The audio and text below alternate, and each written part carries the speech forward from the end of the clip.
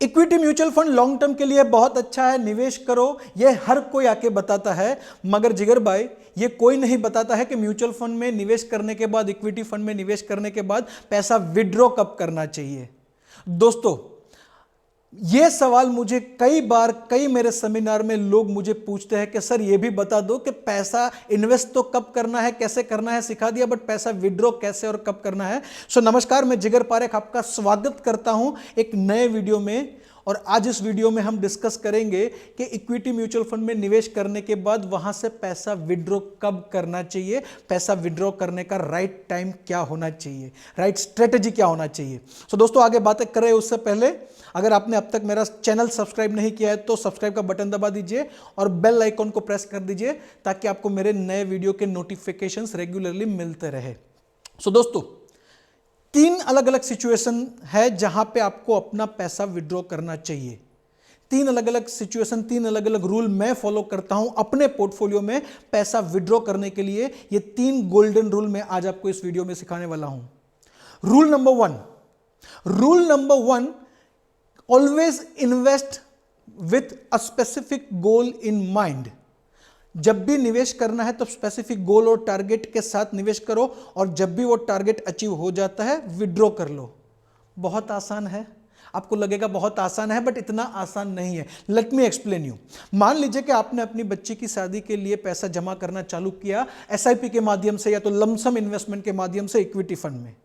अब उम्र है 15 साल और 10 साल के लिए आपने निवेश किया और आपको 10 साल में 25 लाख इकट्ठे करने हैं। तो सबसे पहले तो क्या करना है, वो टारगेट आपके दिमाग में होना चाहिए कि कितना पैसा मुझे इकट्ठा करना है। 25 लाख, 30 लाख, मान लीजिए आपका टारगेट है 25 लाख और 10 साल के लिए आप निवेश करने वाले हो।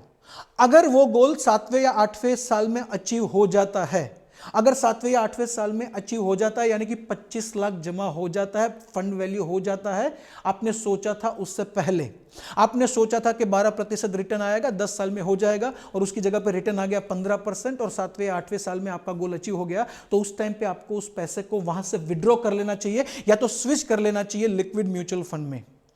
आपका गोल अचीव हो गया, बाद में आपको उसके अंदर वॉलेटाइल एसेट में नहीं रहना चाहिए। Point number 1। और अगर गोल आपका जो है टारगेट है वो आपके टारगेटेड टाइम से पहले नहीं आता है तो कब तक इन्वेस्टेड रहना चाहिए? क्या 10वें साल तक रहना चाहिए? नहीं।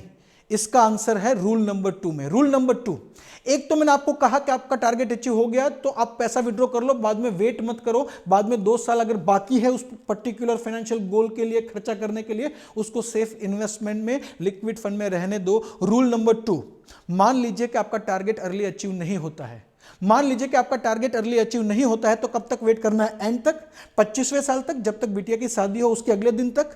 आंसर है नो। क्यों? उसमें बहुत ज्यादा रिस्क है। चलिए मैं आपको एग्जांपल देता हूं। मैं अहमदाबाद में रहता हूं और अहमदाबाद से बड़ौदा, अहमदाबाद बड़ौदा बढ़िया सा एक्सप्रेस हाईवे है जहां पे आप जब जाते हो तो आपकी गाड़ी है उसको 120-140 की स्पीड पे भी भगा सकते हो। बढ़िया सा एक्सप्रेस वे बना हुआ है जहां पे बीच में सिर्फ 2 एग्जिट है। एक एग्जिट है आनंद सिटी में जाने के लिए और दूसरा है नडियाद जाने के लिए। बाकी पूरा जो रोड है उसमें कहीं पे भी बड़ौदा तक एग्जिट नहीं है। मान लीजिए कि अहमदाबाद से आप निकले गाड़ी में जाने के लिए, उस एक्सप्रेस वे पे चढ़े और आपका टारगेट जो है, आपको जहां पे जाना है, डेस्टिनेशन है वो बड़ौदा नहीं, आपको जाना है आनंद में। अब आप क्या कर रहे हो, गाड़ी जो है ना उसको फुल स्पीड में चला रहे हो, वो 6 लेन रोड है, तो आप क्या कर रहे हो, आप जो राइट हैंड साइड की जो लेन है वहां पे 120-140 की स्पीड में जा रहे हो, फास्ट लेन जिसको हम कहते हैं, और वो फास्ट लेन है, समझ लो वो है इक्विटी म्यूचुअल फंड। आप उसमें जा रहे हो, आपका टारगेट क्या है? आनंद पहुंचना है। अब दोस्तों, फास्ट लेन के बाजू वाली लेन है वो क्या है? वो सेफ्टी वाली लेन है, आप उसको समझ लो डेट म्यूचुअल फंड। और जो तीसरी आखिरी जो एग्जिट लेने वाली लेन है उसको क्या कहेंगे? Liquid fund. तो अब करना क्या है, आप ड्राइव कर रहे हो, आपको देखना है कि आनंद का एग्जिट कितना दूर है। आप निकले 50 किलोमीटर दूर, फिर 10 किलोमीटर आगे गए, अब 40 किलोमीटर बाकी है, और 10 किलोमीटर आगे गए, 30 किलोमीटर बाकी है। तो आप ड्राइव कर रहे हो, अब आप कब टर्न लेके फास्ट लेन में से स्लो लेन की तरफ आगे बढ़ोगे? आप टर्न कब लेंगे? ऑप्शन नंबर 1, जब एग्जैक्टली आनंद का एग्जिट आ जाएगा तब आप फास्ट लेन में से आपकी जो 120 की स्पीड है वहां से टर्न लेंगे। ऑप्शन नंबर 1, क्या आप ये करेंगे? दूसरा ऑप्शन, आप क्या करेंगे जब आनंद का एग्जिट आपको 2-3 किलोमीटर दूर दिख रहा है, आपको पता चल गया आप 2 या 3 किलोमीटर के बाद टर्न लेना है, तब आप फास्ट लेन में से धीरे धीरे स्लो लेन में मूव होके एग्जिट की तरफ चले जाओगे, आप अपना स्पीड कम कर दोगे। यह है ऑप्शन नंबर 2। कौन से ऑप्शन को आप चूज करोगे एग्जिट लेने के लिए? जाहिर सी बात है ऑप्शन नंबर 2। कोई भी व्यक्ति यह नहीं करेगा कि 120 की स्पीड पे जा रहा है, जब टर्न आएगा तब फास्ट लेन में से अचानक से एग्जिट की तरफ जाए, वो नहीं करेगा। क्यों? वो बहुत रिस्की है, उसके अंदर एक्सीडेंट होने की, अकस्मात होने की संभावना बहुत बढ़ जाती है।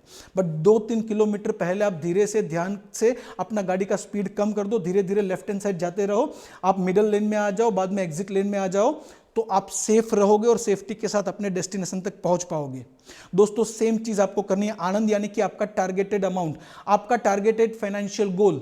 मान लीजिए कि आपका वो गोल है वो 10वें साल पे आने वाला है, तो 10वें साल तक आपको एग्जैक्टली इक्विटी में पड़े नहीं रहना है। 8वें 9वें साल से हर महीने थोड़ा थोड़ा करके आपको पैसा सेव करना है। क्यों?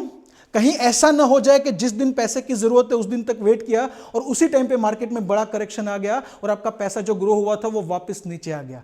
करेक्शन का रिकवरी तो बाद में आ जाएगा, बट हो सकता है उसको 6 महीना लग जाए, 12 महीना लग जाए, और आपकी बच्ची का शादी आज है तो वो बहुत बड़ा रिस्क हो जाएगा। तो जब गोल के लिए पैसा चाहिए तब तक एग्जैक्टली वेट नहीं करना है, उसके 2 या 3 साल पहले धीरे धीरे करके आपको पैसा विड्रॉ कर लेना है। यह है दूसरा रूल।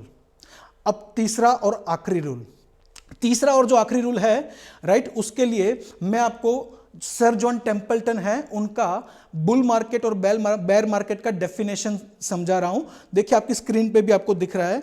बुल मार्केट का जन्म होता है पेसिमिज्म में, यानी कि पूरी दुनिया जब नकारात्मकता के माहौल में जीती है, यानी कि पूरी दुनिया कहती है अब तो मार्केट खत्म है, वहां पे बुल मार्केट का तेजी का शुरुआत होता है। जब पूरी दुनिया पेसिमिज्म से निकल के स्केप्टिसिज्म की तरफ आती है। स्केप्टिसिज्म यानी कि मार्केट बढ़ रहा है बट अभी भी वो नकारात्मक माहौल से तो निकले हैं मगर पूरे के पूरे पॉजिटिव भी नहीं हुए, अभी भी दिमाग में डाउट है, शंका है कि और नीचे जाएगा। अभी भी आप वेट करके बैठे हो, नहीं नहीं अभी नीचे आएगा, इतना जल्दबाजी नहीं करना चाहिए, लोग स्केप्टिसिज्म के माहौल में हैं, तब बुल मार्केट का ग्रोथ होता है। फिर ऑप्टिमिज्म आता है, सबको लगने लगता है कि अब तो मार्केट बढ़ेगा, पूरी दुनिया कह रही है अब तो मार्केट में निवेश करना चाहिए, इक्विटी बहुत अच्छा एसेट क्लास है, तब उसका सैचुरेशन आ जाता है। और बाद में जब यूफोरिया आता है यानी कि लोग पागलों की तरह वो एसेट क्लास के पीछे इक्विटी की तरफ भागते हैं। जिन्होंने जिंदगी में कभी इक्विटी में निवेश नहीं किया है वो भी इक्विटी के अंदर निवेश करने के लिए लाइन में खड़ा है, उसको कहते हैं यूफोरिया। उस टाइम पे बुल मार्केट का अंत हो जाता है। तो दोस्तों आप अपने आसपास देखो, अगर आपको जब भी लगता है कि यूफोरिक माहौल है या ज्यादातर ऑप्टिमिज्म में माहौल चला गया है, तब आप चाहो तो अपना पैसा है उसमें से उसको सेव कर सकते हो टेम्पररी, और उसको इक्विटी म्यूचुअल फंड में से निकाल के लिक्विड फंड में ट्रांसफर कर सकते हो। ये आपको हर महीने करने की जरूरत नहीं है।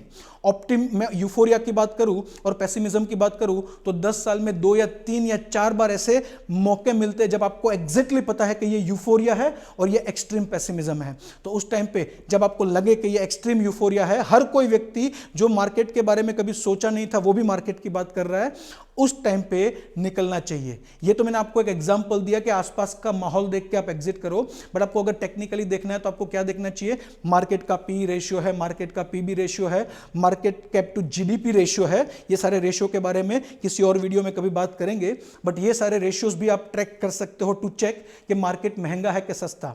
ज्यादातर लोग जब यूफोरिया में बाई करते हैं तब मार्केट महंगा हो जाता है। उसको देखने के लिए या तो आप माहौल देख सकते हो या तो ये सारे रेशियो देख सकते हो, PE, PB and, market cap to GDP. ये रेशियो अगर बहुत हाई है, अपनी एवरेज के मुकाबले बहुत ऊपर है, ऑल टाइम हाई की तरफ चल रहे हैं, तो उस टाइम पे भी आप इक्विटी म्यूचुअल फंड में से पैसा जो है उसको निकाल के लिक्विड फंड में स्विच करके प्रॉफिट बुक कर सकते हो। सो दोस्तों, हम जब भी निवेश करते हैं एक चीज याद रखिएगा, पैसा जो है इन्वेस्टमेंट है, वो आपका डेस्टिनेशन नहीं है, वो सिर्फ आपका डेस्टिनेशन तक पहुंचने का साधन है। आप निवेश कर रहे हो किस चीज के लिए? अपने सपने पूरे करने के लिए, बच्चों की अच्छी पढ़ाई लिखाई के लिए, बच्चों की शादी के लिए, आपके एक बहुत ही शांत, सुखी और सेफ रिटायरमेंट के लिए, वो सारे आपके गोल अचीव करने के लिए निवेश करना है। तो बीच में आपका एग्जिट स्ट्रेटेजी भी इन्वेस्ट करते टाइम फिक्स होना चाहिए। ये 3 रूल जो मैं अपने पोर्टफोलियो में फॉलो करता हूं, आपको अगर सही लगे, आपको लॉजिकल लगे तो आप इसको फॉलो करिए। तो दोस्तों, अगर आपको ये वीडियो अच्छा लगा हो तो सब्सक्राइब का बटन दबाइए, शेयर का बटन दबाइए, लाइक का बटन दबाइए, और जल्द ही मिलते हैं एक नए वीडियो के साथ, एक नए टॉपिक के साथ। तब तक के लिए अलविदा। म्यूचुअल फंड निवेश बाजार के जोखिमों के अधीन है। योजना से जुड़े सभी दस्तावेजों को ध्यान से पढ़ें।